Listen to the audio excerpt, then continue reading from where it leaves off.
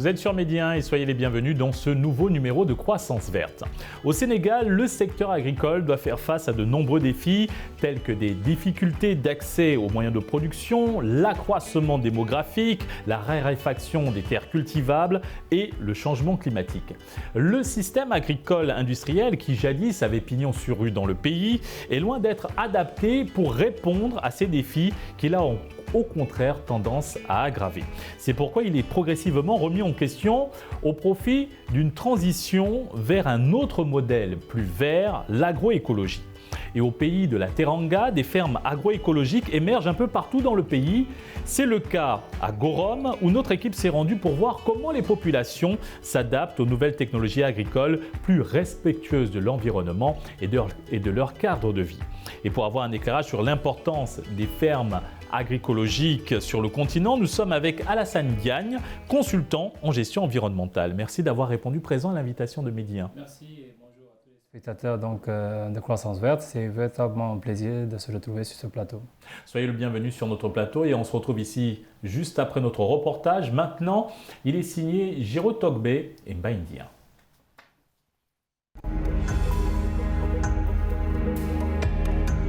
L'agriculture se positionne comme un secteur stratégique pouvant contribuer à la diversification de l'économie sénégalaise.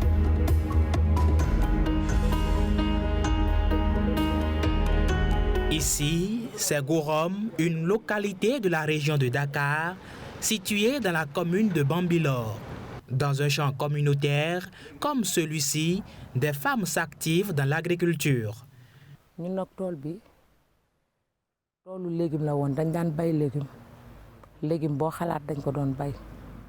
Dans ce périmètre, nous y cultivions toutes sortes de légumes. C'est par la suite qu'il a été transformé en verger fruitier.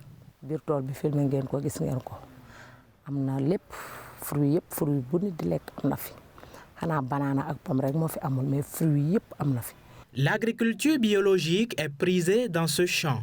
C'est ce qui fait d'ailleurs sa particularité. Venez, il y a ici des pamplemousses. Et je mets ici, nous avons, vous voyez là-bas, nous avons des pamplemousses. Tout ça, c'est des bio. Tout c'est bio. Tout c'est bio ici. Vous regardez. Il y a des citrons bio, il y a orange, il y a des goyaves, il y a des pamplemousses. Tout ce que nous avons ici, c'est bio. Même ce que vous voyez là-bas. Tout ça, nous cultivons que des bio. Et puis nous avons ici 100 pieds de papaye ici. On a fait ici 100 pieds de papaye. Ce mystère est produit rien qu'avec les résidus de poissons et de fientes d'animaux, du compost naturel fabriqué par ces femmes pour alimenter les semences. Le déchet qui vient de l'élevage, après on va prendre un poudre qui s'appelle domoutal, on le récupère dans le charbon, on le met et aussi on va les mélanger, on met des arbres. Comme vous voyez les herbes là, on va les mettre. Dans 25 jours, on les compose. Après, on les détourne, on les compose. On prend ça pour les mettre sur les tas des arbres. Parce que nous touchons aucun produit chimique ici. On va les laisser ici, d'ici une semaine ou une semaine de plus. Après, on va le prendre pour mettre dans les sous de l'arbre et après on met l'eau. Parce que le déchet là, quand on le prend comme ça brutement, on le met ici, c'est chaud. C'est chaud, on ne le fait pas comme ça. Alors, elle va tuer l'arbre, mais on va le mettre de l'eau jusqu'elle va être froide. Après on va le prendre, on le mettre ici, dans les pieds. D'une superficie de 2 hectares, les femmes de la communauté y travaillent depuis 2002. Pour elles, l'accès à l'eau demeure le défi majeur auquel elles sont confrontées. Les puits érigés sur les lieux, à coups de millions, sont parfois endommagés en période d'hivernage.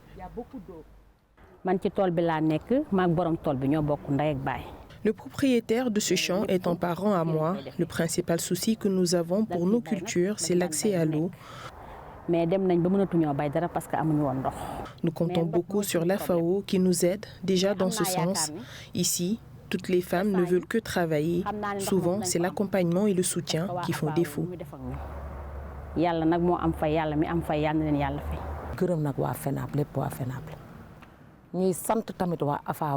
Nous remercions la FENAP et la FAO, surtout Mme Khady Fall Tall, pour tout ce qu'elle fait pour les femmes.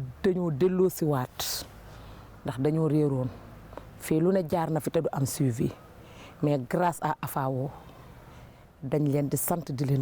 Face à ces peines qui tentent de ralentir la fougue des agricultrices, l'Association des femmes de l'Afrique de l'Ouest, AFAO, a mis en place le projet 1 million de citernes pour soulager les difficultés. Cette citerne est la source d'eau de ce champ. Parce que comme vous le voyez, c'est un citerne de 15 mètres cubes qui, au finish, pourra stocker un total de 33 000 litres d'eau à travers la réception d'eau avec ce hangar dont vous voyez la gouttière qui recevra l'eau, qui passera par ce tuyau de PVC pour ensuite stocker l'eau. Maintenant, au lieu d'attendre la pluie, nous avons la possibilité d'alimenter la citerne à travers ces puits de stockage qui sont derrière. Donc l'objectif, c'est de faire en telle sorte que nos braves femmes pourront cultiver ou s'activer dans l'agriculture pendant 12 mois. Ça, c'est l'objectif final que nous recherchons. Parce que nous sommes dans l'agriculture, et notamment la chaîne de valeur. Et à travers cette chaîne de valeur, nous essayons de faire la promotion de la transformation des produits agricoles. Justement, appuyer la transformation des produits agricoles, c'est aussi l'autre domaine de prédilection de cette association sous-régionale. Quittons ce champ communautaire, direction le centre de transformation des produits agricoles, situé à quelques encablures. Nous allons au centre de transformation des produits agricoles de la FAO, qui est le centre de Gorom. Nous venons du champ communautaire de Bayah et arrivés au centre, nous allons trouver des femmes qui sont venues de Sédhiou et de Tamba pour une formation en transformation de la banane et de ses produits dérivés. La formation de la transformation agricole est le credo au centre d'incubation de formation des femmes transformatrices des produits agricoles. C'est un centre multifonctionnel qui a pour vocation la transformation des produits agricoles. Et en termes de transformation, nous faisons la transformation des produits locaux, notamment les céréales, les fruits et légumes, et entre autres la banane. Banane frite, sucrée ou salée, laquelle préférez-vous? Tout se fait ici. On peut faire beaucoup de variétés parce qu'il y a beaucoup d'épices, ça dépend. Il y en a qui veulent du sucré, il y en a qui veulent du salé. Ça dépend des commandes qu'on a. Technicienne formatrice en anacarde, fruits et légumes et bananes, cette dame accumule près de 15 ans d'expérience. C'est sous son leadership que la quinzaine de femmes renforcent leur capacité dans la transformation agricole. On est en train de faire la transformation de la banane. D'abord la transformation. Maintenant, on est sur les chips. On fait des chips salés avec des épices, sucre, paprika. Ça dépend des goûts. Donc, on a paprika, on a sucré salé, on a paprika avec sel. On a aussi sucre vanille et sucre glacé. C'est ces variétés qu'on a fait aujourd'hui. Pour plusieurs raisons, la transformation agricole apparaît comme un excellent moyen de réduire les pertes post-récolte et d'améliorer la chaîne de valeur de certains produits. C'est le cas de la banane. Ça se passe bien parce qu'eux, ils faisaient la transformation de la banane dans leur localité. Donc maintenant, c'est pour le renforcer.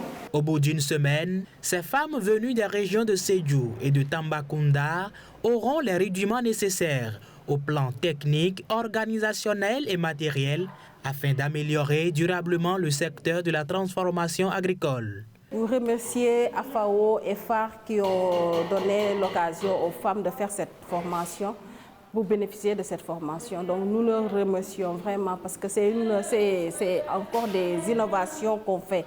Parce qu'on ne faisait pas la banane, on ne connaissait pas de la banane.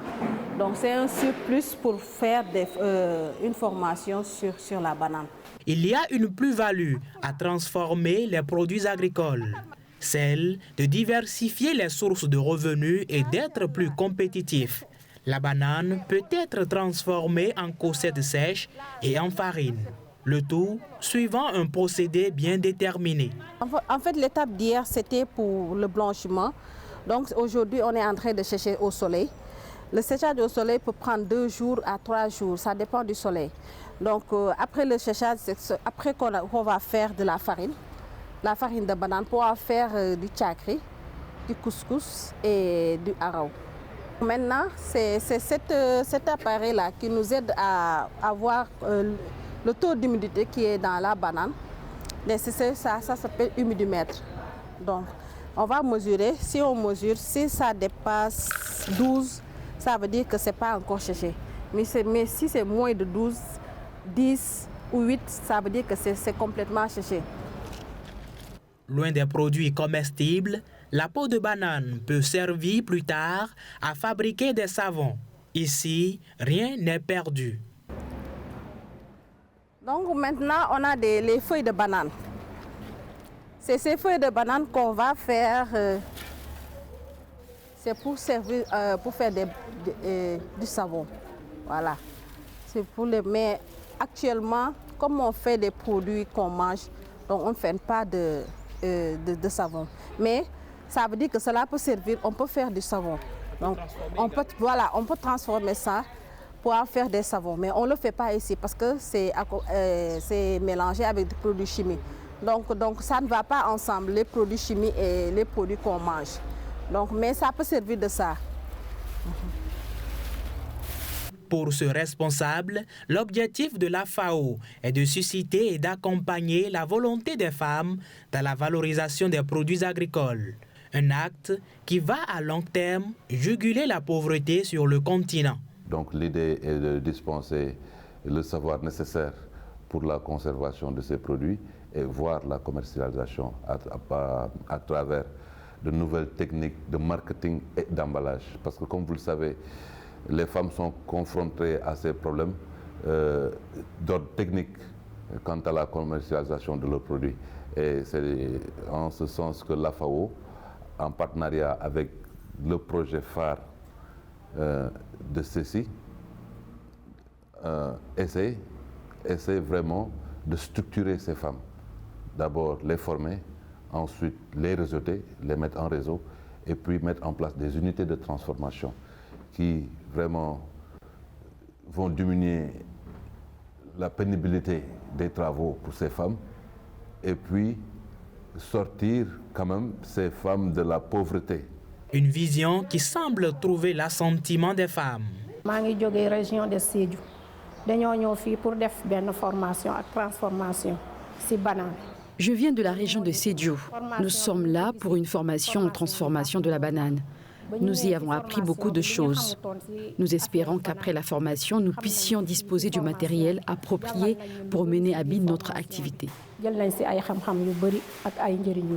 L'Association des femmes de l'Afrique de l'Ouest est une organisation régionale qui promeut et défend le statut économique des femmes en Afrique de l'Ouest. Depuis 1992, date de sa reconnaissance au Sénégal, ses domaines d'intervention sont variés. On peut citer entre autres l'appui à la transformation des produits agricoles, des actions d'adaptation face au changement climatique et la santé communautaire.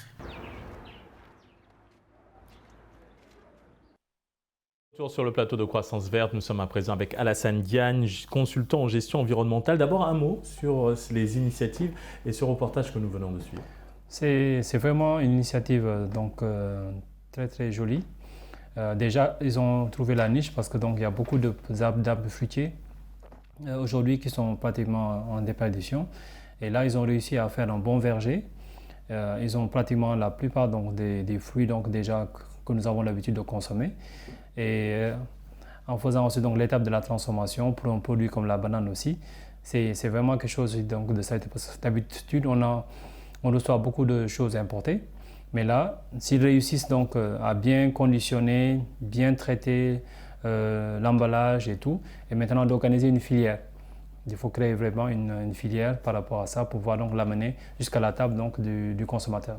Au Sénégal, on constate que de nombreuses initiatives agroécologiques sont très prometteuses, mais doivent encore répondre à de multiples défis. Elles restent isolées, progressent lentement et manquent souvent de financement, comme évoqué dans ce reportage, de coordination et de visibilité aussi. Qu'est-ce qui explique ce manque selon vous ? Bon, je pense que c'est quelque chose qui est un peu nouveau en Afrique. Dans les pays européens, c'est quelque chose qui est déjà, déjà très bien structuré. Si je prends un exemple sur l'Allemagne, par exemple, il y a le réseau Demeter, il y a des fermes biodynamiques qui existent depuis plus de 20 ans. Et à chaque fois, autour de ces fermes, il s'est créé un petit écosystème. Donc, ceux qui habitent autour de ces fermes, par exemple, reçoivent pratiquement chaque semaine une corbeille avec tous les produits de la ferme. Donc, vraiment bio, le lait, que ce soit donc les confitures, tous les produits transformés, tout cela. Et ça se fait. Bon, au Sénégal, il y a certains particuliers donc, que j'ai un peu observé. Ils ont un peu commencé à travailler avec certaines fermes. Donc aujourd'hui, il y a même une organisation. Il y a même donc une coopération qui regroupe les acteurs de l'agriculture biologique et biodynamique. Et je pense que l'ONG FAO aussi n'est pas une ONG, c'est une ONG d'expérience. Et je pense qu'aujourd'hui, ils ont bien maîtrisé que la chaîne de valeur, c'est dans l'agriculture, mais tout particulièrement avec le travail des femmes. Et maintenant, le challenge, c'est tout ce qui est donc normes, qualité, parce que le séchage aujourd'hui, vous avez un séchage à l'air libre, vous voyez, mais on peut avoir des clés de séchage avec de l'énergie solaire. Et ça peut être encore beaucoup plus intéressant parce que c'est couvert, il n'y aura pas comment on appelle ça, de problème donc avec la poussière et autres. Donc si vous faites une clé de séchage, l'humidité et tout cela, vous avez carrément une clé de séchage avec un vitrage et donc ça va être vraiment sec. Et vous aurez même un taux d'humidité qui sera encore beaucoup plus bas que ce qu'ils ont montré. Quels sont les défis majeurs de l'agroécologie au Sénégal et quels sont les plans d'action à prévoir pour amplifier son expansion ? Je pense qu'aujourd'hui, il faut qu'on puisse jouer sur deux tableaux. On a des carences en protéines, on a aussi des carences en apport vitaminé. Aujourd'hui, c'est ça le problème que nous avons.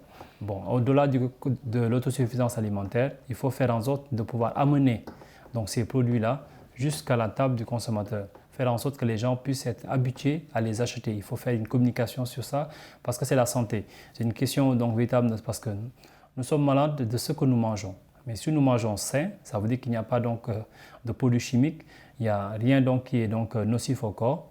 Et là, on peut véritablement faire en sorte de pouvoir avoir des produits de qualité et maintenant développer de façon industrielle. Je pense que ça peut être aujourd'hui, si vous voyez les enfants, donc tous ces chips qu'ils vendent, qu'ils achètent un peu avec tous ces colorants, c'est pas bon pour la croissance. Et s'ils peuvent arriver à intégrer ça dans une filière, dans une chaîne de valeur, ce sera véritablement donc une bonne réussite. Et maintenant, quelles sont les opportunités de développement durable qu'offre l'agroécologie paysanne particulièrement ?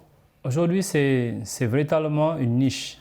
Si vous prenez la banane déjà, nous en avons beaucoup, comme dans la région de Sédhiou, Tamba et autres.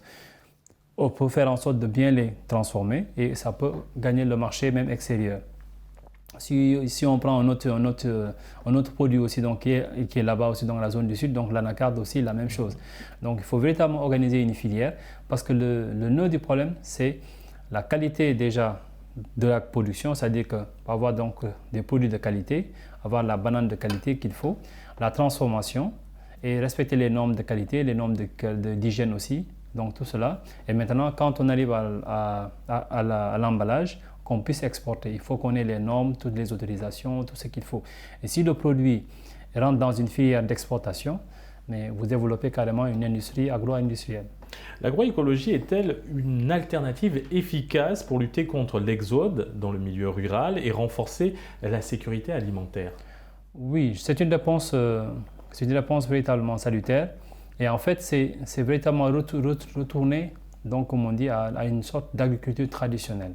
C'est-à-dire nous sommes arrivés à une agriculture industrielle avec tout ce qu'il y a donc comme course donc, pour la productivité, pour la richesse. Mais en fait, si on devait penser à une bonne qualité dans l'alimentation, on avait une agriculture traditionnelle où il n'y avait pas ces apports donc, en engrais et tout cela. Tout était carrément donc, vraiment biologique et il n'y avait pas donc, ces problèmes. Même ça a un impact sur la longévité pour les personnes. Donc les maladies aussi, il y avait très peu de maladies parce qu'il n'y avait pas donc, tous ces effets néfastes liés aux pesticides pour le traitement. Donc aujourd'hui, il y a vraiment une nécessité à préserver donc déjà. Donc il y a beaucoup de surfaces cultivables qu'on peut préserver parce que ces surfaces n'ont jamais été affectées. On peut les utiliser pour faire des exploitations de grande envergure, comme ça se fait dans beaucoup de pays européens. Et là, il faut créer une chaîne, c'est-à-dire qu'il faut faire un système qui va de la fourche à la fourchette. Il faut arriver à ce que ce qu'on a produit bord champ, on l'a produit, on l'a transformé, conditionné, on l'amène dans le magasin. Ça veut dire qu'il faut maintenant compléter la chaîne. Si vous avez ces bananes qui ont été plantées donc, à Sédhiou, vous les avez donc transformées, vous avez conditionnées, vous arrivez à les amener par exemple jusqu'à Dakar et après vous le poussez, vous le faites jusqu'à l'export. Et ça, c'est quelque chose qu'il faut vraiment donc travailler. Je pense qu'il gagnerait à avoir des soutiens du ministère de l'Industrie pour pouvoir véritablement avoir donc, un soutien donc, en logistique, en équipement. Malgré l'émergence des fermes agroécologiques, l'agriculture industrielle domine toujours le secteur avec malheureusement son lot d'impacts négatifs sur l'environnement, entraînant des émissions de gaz à effet de serre, l'appauvrissement des sols, la raréfaction des ressources naturelles, la déforestation et l'effondration de la biodiversité. Quelle solution face à cette situation ? Je pense que déjà, en prenant l'exemple sur cette initiative des femmes, c'est de faire une sorte d'audit environnemental, c'est-à-dire faire en sorte de voir un peu quelles sont les espèces agroforestières qui aujourd'hui ont pratiquement disparu. Aujourd'hui, vous avez des fruits qu'on n'a plus pratiquement, donc, ou bien qui sont très chers à acheter aujourd'hui sur le marché sénégalais ou même africain. Donc, que ce soit donc, tout ce qui est donc, corossol, pomme cannelle, donc, la grenadine, tout cela. Donc, tous ces fruits-là sont devenus, il y a un arbre aussi donc, qui était très donc, utilisé donc, dans le sud, donc le tabac. Mais aujourd'hui, il a pratiquement disparu. C'est-à-dire qu'il faut développer pratiquement des fermes agroforestières où on a donc vraiment beaucoup d'espèces de fruits et donc, qu'on va donc pouvoir donc faire revenir. C'est des fruits qui, s'ils sortent, sont des fruits exotiques, mais qui ne sont pas des fruits exotiques parce que ce sont des fruits du terroir. Et là, il faut faire en sorte de pouvoir améliorer donc leur qualité et de pouvoir donc les avoir en consommation locale et aussi à l'extérieur. Mais il faut qu'il y ait un travail en synergie avec des structures, que ce soit donc le ministère de l'Agriculture, la direction donc de l'horticulture, les agroforestiers. Il faut véritablement qu'on ait une initiative parce qu'aujourd'hui on a des espaces qui sont là, qui ne sont pas donc utilisés, des terres donc qu'on n'a pas d'activité donc agricole. On peut essayer de développer des pépinières pour pouvoir donc véritablement reverdir des localités et faire revenir certains donc fruits et certains arbres fruitiers. Aujourd'hui, comment renforcer la souveraineté alimentaire, l'emploi rural, le travail des femmes dans des régions qui subissent une raréfaction des terres et les effets néfastes des changements climatiques? Il faut faire en sorte que ce que l'on produit sur place, qu'on puisse le transformer, le conditionner et pouvoir donc le sortir du terroir. Et là, il faut qu'il y ait donc véritablement le désenclavement. Si vous avez produit donc des quantités énormes de bananes par exemple, vous les avez conditionnées, vous les avez transformées, maintenant vous avez un problème. Là où vous avez votre champ ou bien votre unité de production agricole, vous avez une route caouteuses. Ça veut dire qu'il faut faire en sorte de pouvoir régler ce problème de transport pour la durée, pour le conditionnement, ou bien si c'est à chaud ou à froid, mais en tout cas il faut régler le problème du transport. Deuxième chose, il faut aussi de l'énergie. Il faut de l'énergie pour pouvoir avoir là-bas aussi une certaine disponibilité donc en électricité. Pour certaines choses à faire, les machines fonctionnent.